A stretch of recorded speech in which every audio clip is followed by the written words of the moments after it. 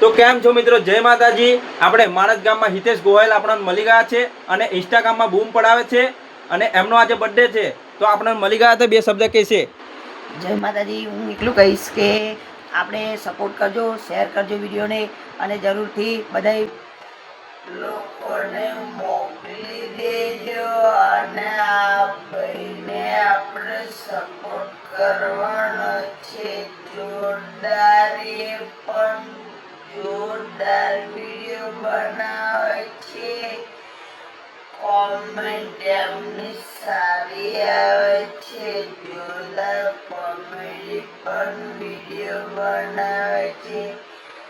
એટલા માટે હું એટલી વિનંતી કરીશ કે તમે જોરદાર વિડીયો બનાવે છે એટલા માટે એમને સપોર્ટ કરજો।